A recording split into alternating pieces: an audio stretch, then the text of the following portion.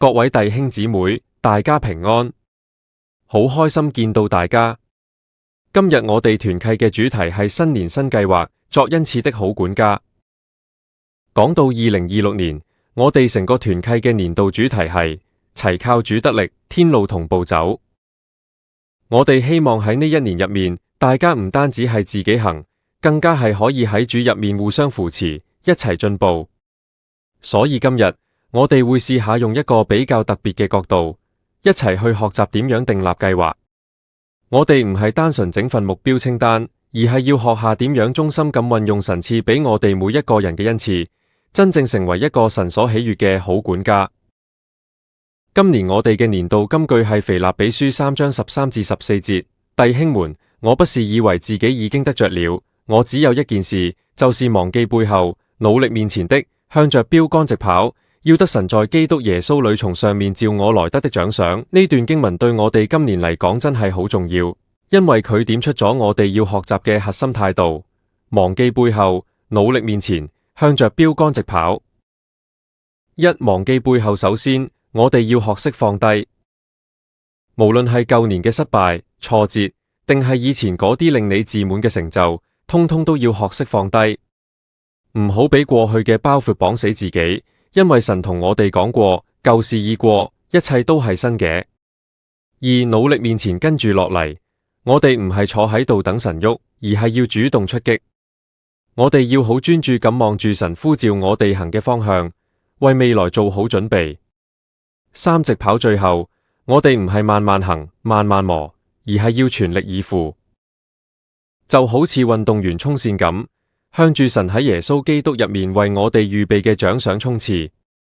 總結，所以呢，我哋今年定新年計劃，目標唔單止係我要變得更叻，而係要話俾自己聽，我要成為神心目中想我成為嘅嗰個人。呢個先至係真正嘅新開始。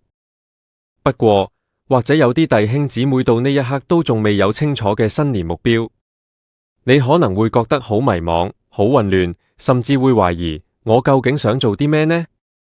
神對我有咩呼召啊？如果呢份係你而家嘅感受，我好想邀請你同我一齊做一個好簡單，但係好有用嘅練習。請你試下靜落嚟，諗翻起你細個嗰陣，有咩事係會令你做到廢寢忘食，連時間都唔記得咗？可能係畫畫、唱歌、幫人、拆嘢砌嘢、講故事，或者只係單純同人傾偈，試下揾返嗰種心流 flow 嘅感覺。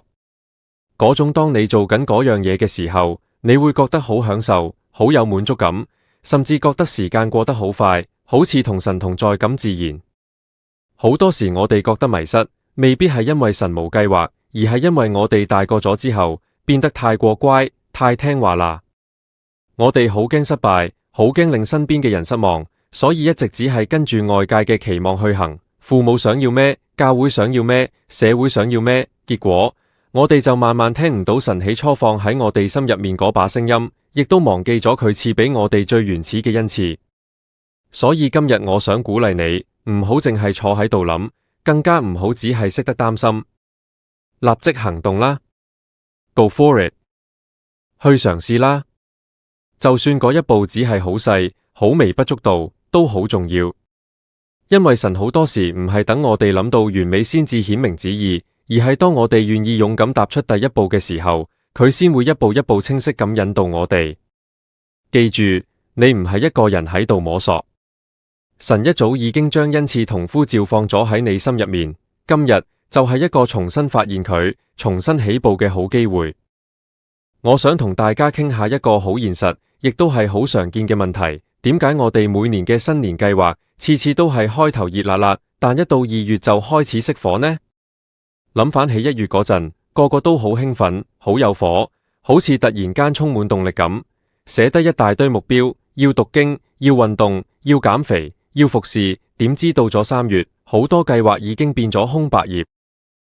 剩低嘅就只有滿滿嘅愧疚感，仲不斷自責話：點解我又堅持唔到？我係咪又失敗咗？到底點解會咁呢？其實最大嘅原因係我哋嘅生活實在有太多瑣碎事啦，工作、家庭、突發問題，仲有電話嗰啲停唔到嘅通知，呢啲嘢會慢慢吞噬我哋嘅意志力同埋專注力。我哋通常好有雄心，想一次過計劃足足365日，但其實人類嘅專注力好有限，根本無可能長時間維持住嗰種高強度嘅熱情。結果就變成頭3日好勁，之後就無以為繼。所以今年我哋團契想一齊試下一個新方向。我哋唔再追求嗰種1年期好模糊嘅大夢想，而係要執行90日精準衝刺。